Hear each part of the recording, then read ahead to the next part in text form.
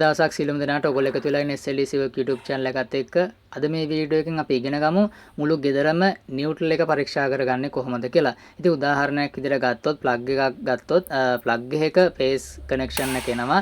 Neutral connection එක එන්නේ නැති හින්දා වෝල්ටේජ් 230 පෙන්වන්නේ නැහැ. ඔයාලා දන්නා ෆේස් එක නම් එනවා. ඒ කියන්නේ ලයිව් කනෙක්ෂන් එක එනවා. නිව්ට්‍රල් එක එන්නේ නැත්නම් මේ නිව්ට්‍රල් වයර් එක කොහෙන් ආපු එකක්ද? ඒ නිව්ට්‍රල් වයර් එක මගින් කැඩිලාද? එහෙම නැත්නම් නිව්ට්‍රල් බාර් එකෙන් එන නිව්ට්‍රල් එක හොඳ වුණාට මගදී වයර් එක කැඩලා තිබ්බොත් අපිට වෝල්ටේජ් 230 පෙන්වන්නේ නැහැ. ඒ කියන්නේ නිව්ට්‍රල් කනෙක්ෂන් එකේ ප්ලග් එකට එන්නේ නැහැ. ඉතින් ඒ වයර් එක මාරු කරන්න වයර් එක ගිය තැන සහ වයර් එක කොහෙන්ද ලූප් වෙලා තියෙන්නේ අන්න ඒව හොයාගන්න ඕනේ. ඉතින් අද වීඩියෝ එකෙන් කියලා දෙන්නේ මේ නිව්ට්‍රල් කනෙක්ෂන් එක කොහොමද හොයාගන්නේ කියලා.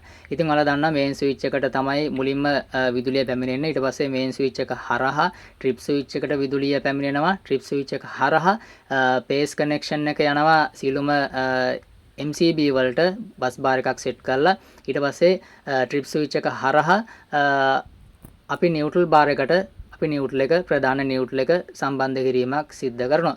මේ පේන්නේ ඔයාලට බෙදහැරීමේ పూర్ව මේන් ස්විච් ට්‍රිප් ස්විච් MCB සහ නිව්ට්‍රල් බාර් එක කොහොමද සැකසීලා තියෙන්නේ කොහොමද වයරින් එක වෙලා තියෙන්නේ කියලා. ඊට පස්සේ මුළු ගෙදරම ලයිව් කනෙක්ෂන් එක යන්නේ MCB හරහා. ඒක නිසා අපිට MCB ඕෆ් කරොත් එක පද්ධතියක වෙන වෙනම සර්කිට් ඕෆ් කර ගැනීම හැකියාවක් තියෙනවා. පේස් කනෙක්ෂන් එක කැඩිලා ගියොත් ලයිව් වයර් එක කැඩලා ගියොත් අපිට ටෙස්ට් එකෙන් පහසුවෙන් හොයාගන්න පුළුවන්. ඒත් නිව්ට්‍රල් කනෙක්ෂන් එක මැදදී කඩලා ගියොත් සප්ලයි එක ආවේ නැත්තොත් අපිට ටෙස්ට් එකකින් මල්ටිමීටර් එකකින් හොයාගන්න අපහසුයි. ඉතින් මේ තියෙන්නේ මේ බෙදහැරීමේ పూర్වයේ නිව්ට්‍රල් වයර් කිහිපය. ඔයාලා දන්නවා සර්කිට් කිහිපයකට බෙදනවා. නිව්ට්‍රල් වයර් බොහෝ දුරට බස් බාර් එකට නිව්ට්‍රල් බාර් එකට අනිවාර්යයෙන්ම වයර් කිහිපයක් එනවා. ඒ නිව්ට්‍රල් බාර් එකට නිව්ට්‍රල් වයර් කිහිපයක් සම්බන්ධ වෙනවා. ඒ නිව්ට්‍රල් වයර් වලින් එකක් ඩිස්කනෙක්ට් වෙලා තියෙනවා නම් මගදී සර්කිට් එකේ. අපි අන්න ඒ නිව්ට්‍රල් වයර් එක හොයාගන්නත් ඕනේ. ඉතින් අද මේ වීඩියෝ එකෙන් කියලා දෙනවා ඒ දෝෂය කොහොමද හදාගන්නේ කියලා. ඔයාලා දන්නවා මේන් ස්විච් එක ඕෆ් කරොත් අපිට මුළු ගෙදරම විදුලිය විසන්ධි කරගන්න පුළුවන්. මේවා විදුලි කාර්මික ශිල්පියෝ නම් දන්නවා. ආධුනික ශිල්පියොන්ට මතක් කිරීමක් විදිහට පුංචි විස්තර කිරීමක් කරන්න. මේන් ස්විච් එක ඕෆ් කරාට පස්සේ ට්‍රිප් ස්විච් එකට සහ MCB වලට කරන්ට් එක එන්නේ නැහැ. හැබැයි මේන් ස්විච් එකේ ඉන්පුට් එකට කරන්ට් එක එනවා. ඔයාලා මේකේ දෝෂ පරීක්ෂා කරනකොට දෝෂ නිරීක්ෂණය කරනකොට අලුත් ඇලිය කටයුතු කරනකොට ඒ ගැන මතක තියාගන්න. මොකද මේන් ස්විච් එක ඕෆ් කරාට මේන් ස්විච් එක අසලට වෝල්ටේජ් 230 ලැබෙනවා.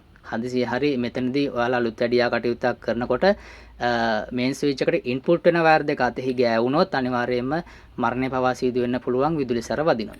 ඉතින් ඒ ගැන මතක තියාගන්න මේ විදුලි ක්‍රියාකාරකම් වල යෙදෙනකොට අනිවාර්යයෙන්ම තමන්ගේ ආරක්ෂාව ගැන සැලකිලිමත් වෙන්න.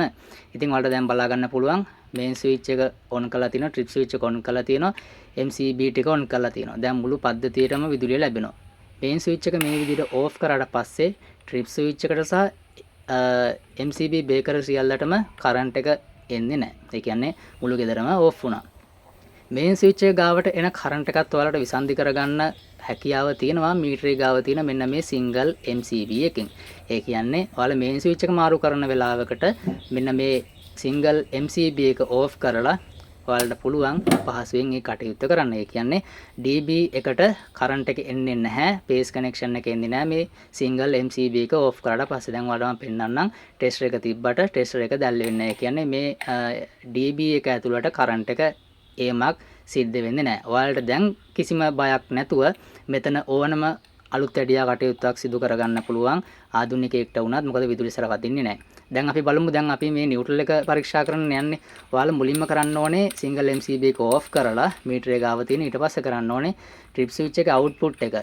මෙන්න මේ විදිහට වයර් දෙක පන්න ගන්න ඕනේ. ට්‍රිප් ස්විච් එක අවුට්පුට් එක කියලා කියන්නේ ට්‍රිප් ස්විච් එකෙන් අවුට් වෙනවා බස් බාර් එකට ඩිරෙක්ට් ලයිව් කනෙක්ෂන් එකක්. MCB වලට ඉන්පුට් වෙන්නේ ඒ ඩිරෙක්ට් ලයිව් කනෙක්ෂන් එක. ඊට පස්සේ ට්‍රිප් ස්විච් එක හරහා ප්‍රධාන නිව්ට්‍රල් එකක් සම්බන්ධ වෙනවා නිව්ට්‍රල් බාර් එකට. ඉතින් අපි කරන්නේ මේ නිව්ට්‍රල් බාර් එකට ට්‍රිප් ස්විච් එකෙන් ලැබෙන ප්‍රධාන ලයිව් කනෙක්ෂන් එක අපි මෙහිදී ඩිරෙක්ට් සම්බන්ධ කිරීමක් තමයි සිද්ධ කරන්නේ. පේස් කනෙක්ෂන් එක මෙන්න මේ විදිහට. ඒ කියන්නේ නිව්ට්‍රල් එකනේ කලින් සම්බන්ධ වුණේ ට්‍රිප් ස්විච් එක හරහා නිව්ට්‍රල් බාර් එකට. දැන් අපි නිව්ට්‍රල් එක විසන්ධි කරලා සම්පූර්ණ පද්ධතියෙන් අපි පේස් කනෙක්ෂන් එක නැත්නම් ලයිව් කනෙක්ෂන් එක කෙලින්ම සම්බන්ධ කරනවා මුළු ගෙදරම තියෙන නිව්ට්‍රල් පද්ධතියට. ඒ කියන්නේ අපි දැන් කරන්ට් එක දෙන්න යන්නේ නිව්ට්‍රල් වයර් එකට විතරයි. බේස් වයර් වලට නැත්නම් MCB වලට සම්බන්ධ කරපු මෙන්න මේ රිටර්න් වයර් වලට විදුලිය සම්බන්ධ කිරීමක් සිදු කරන්නේ නැහැ. අපි මුළු ගෙදරම තියෙන නියුට්‍රල් වයර් වලට කරන්ට් එක යැවීමක් තමයි නැත්නම් විදුලිය සම්බන්ධ කිරීමක් තමයි මෙහිදී සිද්ධ කරන්නේ. ඉතින් දැන් ඔයාලට මේන් ස්විච් එක ඔන් කරලා ට්‍රිප් ස්විච් එක ඔන් කරාට පස්සේ ඔයාලට පුළුවන් මේ මීටරේ ගාව තියෙන සිංගල් MCB එක ඔන් කරන්න. දැන් මෙතනදී සිද්ධ වෙන්නේ මුළු නියුට්‍රල් වයර් වලට කරන්ට් එක යැවීමක් තමයි මෙතනදී සිද්ධ වෙන්නේ. දැන් ඔයාලට මෙතන පේනවා මේන් ස්විච් එකට කරන්ට් එක එනවා, ට්‍රිප් ස්විච් එකට කරන්ට් එක එනවා. ට්‍රිප් ස්විච් එකේ ලයිව් කනෙක්ෂන් එක කෙලින්ම නියුට්‍රල් බාර් එකට අපි මේ විදිහට සප්ලයි එක සම්බන්ධ කරලා තියෙන්නේ. දැන් ඔයාලට පුළුවන් ගෙදර තියෙන සියලුම ප්ලග් බේස් හෝල්ඩර් වලට එන නියුට්‍රල් වයර් ඔක්කොම පරීක්ෂා කරගන්න. ඉතින් දැන් මෙතන කලින් කරන්ට් එක ආපු වයර් එකට කරන්ට් එක එන්නේ නැහැ. ටෙස්ට් එකේ තිබ්බා. මේ තින්නේ ලයිව් වයර් එකට දුමුරු පාට වයර් එක. මේකට දැන් විදුලිය පැමිණෙන්නේ නැහැ. විදුලිය පැමිණෙනවා මෙන්න මේ වගේ තරමක් කුඩාවට ටෙස්ට් එක ලාවට දැල්ලෙනවා නම් අපි නිගමනය කරනවා මේක සර්කිට් එකක් හරහා නැත්නම් බල්බ් එකක් හරහා මේ සප්ලයි එක එනවා. ඉතින් ඒක ගොඩක් ටෙක්නීෂියන්ලා දන්නවා. දැන් මේ විදිහට ටෙස්ට් එක හොඳට දැල්වෙනවා නියුට්‍රල් වයර් එකට. දැන් ඒ කියන්නේ මෙතන නියුට්‍රල් වයර් එක මේ ප්ලග් එකට බෙදහැරීමේ పూర్වයේ නියුට්‍රල් බාර් එකේ ඉඳලා විසන්ධ වීමක් සිද්ධ වෙලා නැහැ. හොඳට සම්බන්ධ වෙලා තියෙන වයර් එක ඩිස්කනෙක්ට් වෙලා නැහැ. ඉතින් මේ විදිහට සියලුම ප්ලග් බේස් බල්බ් වලට එන හෝල්ඩර්ස් වලට එන නියුට්‍රල් වයර් ඔක්කොම පරීක්ෂා කරගන්න පුළුවන්. මම හිතනවා කීප දේ පැහැදිලි වෙන්න ඇති කියලා. මේ විදිහට කරන්ට් එක දීලා මුළු නියුට්‍රල් පද්ධතියටම ඔයාලට ගෙදර තියෙන සියලුම නියුට්‍රල් වයර් පරීක්ෂා කරගන්න පුළුවන්. දැන් මම ඔයාලට කීප දේ පැහැදිලි වුණානේ. ලයිව් කනෙක්ෂන් එක නැත්නම් දුඹුරු පාට වයර් එකට අපි සප්ලයි එක දුන්නේ නැහැ. මුළු ගෙදර තියෙන නියුට්‍රල් වයර් එකට තමයි අපි සප්ලයි එක දුන්නේ. ඊට පස්සේ අපිට පුළුවන් නියුට්‍රල් පද්ධතිය ටෙස්ටර් එකකින් පරීක්ෂා කරගන්න. ඉතින් මම හිතනවා ඔයාලට මේ ක්‍රමය අත්හදා බලන්න පුළුවන්. මතක තියාගන්න මේ වගේ කාර්මික කටයුතු කරනකොට ගෙදර තියෙන සියලුම විදුලි උපකරණ ගලවලා ප්ලග් වලින් ගලවලා විසන්ධි කරලා තමයි අපි මේ කාර්යයන් කරන්න ඕනේ. ඒක නත් සැලකිලිමත් වෙන්න. වීඩියෝ එක හොඳයි නම් වීඩියෝ එකට ලයික් කරන්න. තවත් යාළුවෙකුට බලන්න මේ වීඩියෝ එක ෂෙයා කරන්න කියලා පුංචි ඉල්ලීමක් කරනවා. අපැහැදිලි තැනක් තියෙනවා නම් කමෙන්ට් සෙක්ෂන් එකේ කමෙන්ට් එකක් විදිහට පළ කරන්න. channel එක subscribe කරන නැති කෙනෙක් ඉන්නවා නම් channel එක subscribe කරලා එකතු වෙන කියලා පුංචි ඉල්ලීමක් කරනවා. සියලුම දෙනාට සුබ දවසක්.